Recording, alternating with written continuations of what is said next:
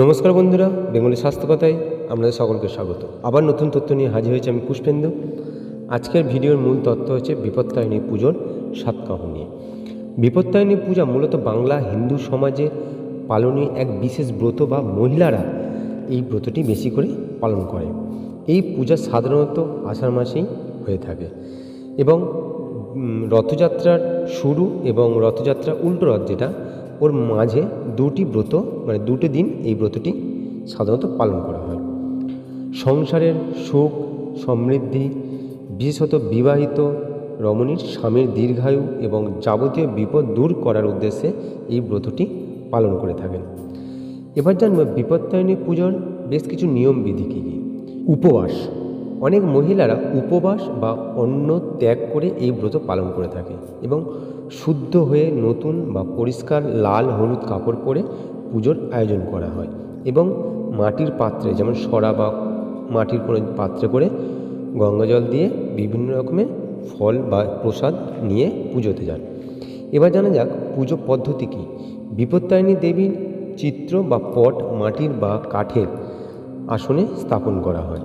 তারপর গঙ্গাজল, ফল ফুল, চাল, হলুদ, সিঁদুর, সুগন্ধি, দুধ, দই, ঘি, চন্দন, ধূপ, দীপ দিয়ে পুজো শুরু হয়। এখানে দুর্ব ঘাস, তুলসী পাতা, লাল চুড়ি বা লাল সুতোর এবং লাল পাড় শাড়ি ইত্যাদি এখানে ব্যবহৃত করা হয়। এই পুজোতে ডাব, পান, সুপারি, কলা ও 5 রকমের ফল নিবেদন করতে হয়। তারপর বিপত্তারিণীর ব্রতর কাহিনী বা ব্রতকথা পাঠ বা শ্রবণ করা হয়। পুজোর শেষে পুষ্পাঞ্জলি দেওয়া হয় এবং একটি লাল সুতো বা অনেক জায়গায় চুড়িও লাল ব্যবহার করে, কিন্তু সবটা কিন্তু 13টি করে। যেমন ধরুন যে হাতে যে লাল সুতোটা বাঁধা হয় সেই সুতোটি থাকবে 13টি ফেটটি এবং তাতে 13টি গিট এবং তাতে যে দুর্বা ঘাস থাকে সেখানেও থাকবে কিন্তু 13টি। এই পুজোর বিশেষত হলো যে উপকরণগুলি লাগবে সবই কিন্তু 13টি করে। এর পিছনেও কিন্তু পৌরাণিক ব্যাখ্যা আছে। এর আগের অনেক ভিডিওতে আমি ছেড়েছিলাম যে কেন 13টি করে লাগে, তাহলে অবশ্যই আপনি আমার চ্যানেলে ভিডিওতে গিয়ে আপনি দেখে নিতে পারেন। এবার জেনে নেওয়া যাক এই বিপত্তারিণী পুজোর যে উপকরণগুলি লাগে সেইগুলো কি কি।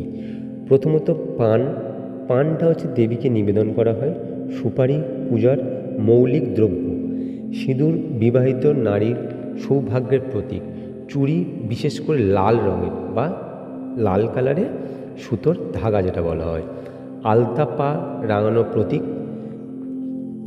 লাল সুতো বা নোয়া হাতে বাঁধার জন্য। ধান, অন্ন ও ঐশ্বর্যের প্রতীক।